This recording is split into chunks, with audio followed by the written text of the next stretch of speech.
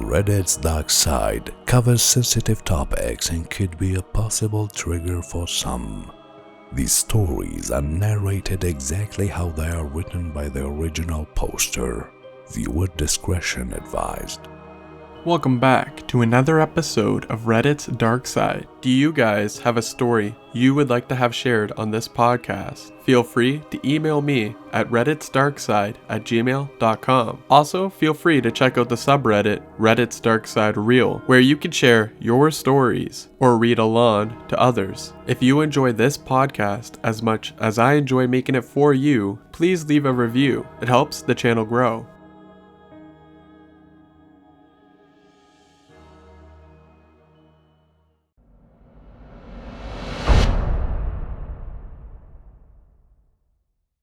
I'll never be able to prove it's him. Anonymous poster. My story takes place 2 years ago, between the two first containment in France. I was home alone in my small apartment, working on something for my internship that I was freaking stressed about. It was the beginning of the afternoon, 14 p.m. I think. Someone knocked on my door, but I wasn't expecting anyone. I went to open up, and it was a guy I knew. Let's call him Jim. Jim and I slept together a few times a few weeks before until he pushed me away without explanation. We were still friends, but I was a little hurt. Was I that bad? Had he gotten what he wanted and wasn't interested anymore? I didn't dare ask the question because I was getting a little attached, and I preferred to wait for it to pass, especially since we were bound to run into each other again. Indeed, Jim had recently got a room in the flat of a friend of mine. The situation was quite funny because he had stumbled upon the ad without knowing that I knew the other tenants, and my friend didn't know that I knew the new roommate. I was going to tell her about it in person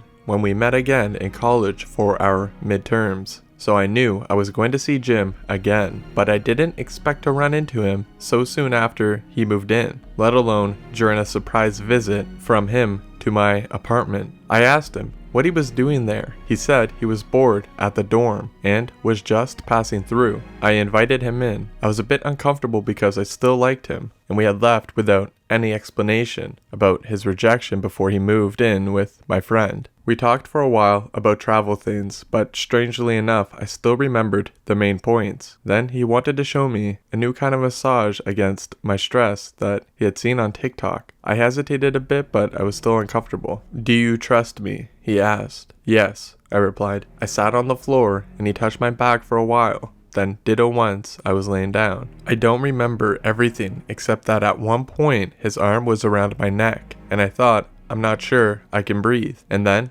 blackout. Of course, the memory of choking didn't come back right away. It took several months. But I'm trying to tell you the story in chronological order. When I came to, it was dark. I was still on the ground bleeding. I don't remember if I noticed the injury right away, but I had a large hole in my right side with many cuts underneath. The events are pretty fuzzy in my memory, but I wondered where Jim had gone and why I was alone. I went to look in the hallway, but my keys, which are normally always in the lock, were missing. I found the spare and looked outside. No one was there. Then I had my first stupid reflex. I thought, I'm hurt. I need to disinfect, and started to take a shower. I think I fell asleep and had nightmares of being tortured and kidnapped in the shower, probably a way for my brain to try to warn me that something bad was happening. I then looked for my phone, which was also missing from the apartment. I was confused, probably drugged, I realized later.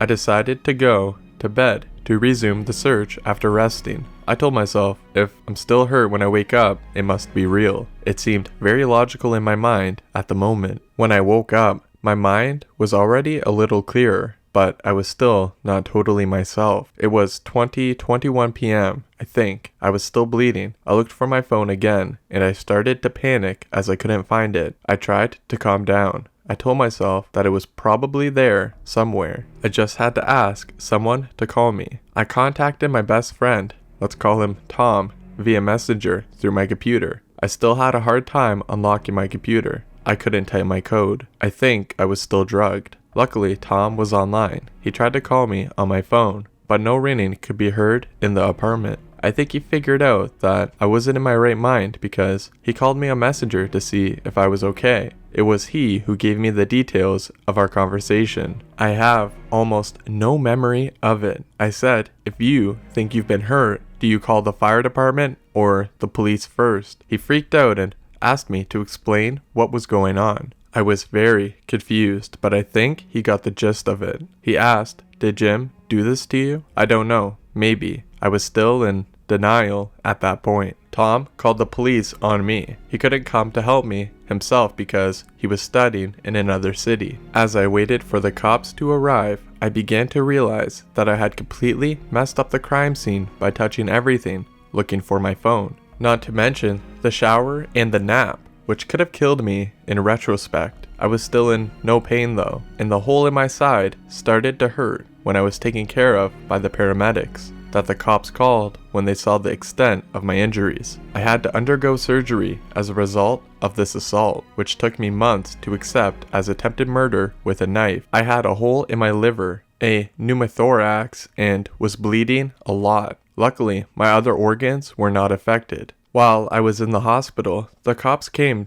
to take my statement and took Jim into custody. Imagine the surprise of my friend and her roommates when they found out that the new roommate not only knew me, but was also accused of assaulting and robbing me. 1 week after the assault, when I got out of the hospital, the first bad news was the cops had not been able to retrieve the recordings from the surveillance cameras in my building, which had already been erased because the procedures had been too long. The next day, the police woman in charge of the investigation told me that, of course, Jim denied having been at my place that day, and nobody was at the flat to confirm if he was indeed at home all day. That's it for now. Go home to your parents and get some therapy. Great. Big up to my psychologist, who is an incredible person and helped me a lot. And then I waited for a long time. I had to have the seals from my building analyzed for Jim's DNA. Without video or witnesses, it was the only way to prove that he was my attacker,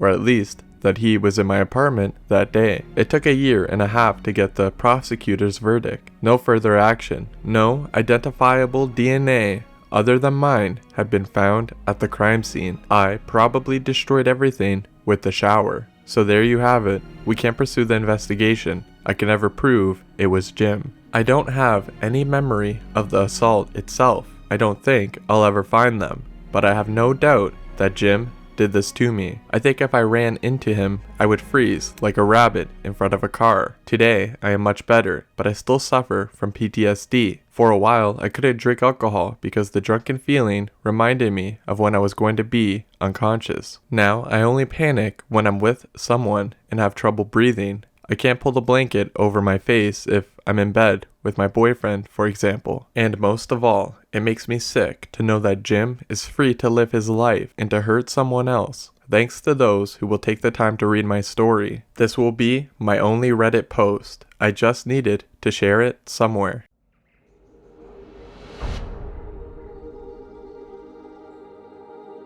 Thank you for listening to another episode of Reddit's Dark Side. Make sure to hit the alert button so you can be notified when an episode is released, Monday to Friday.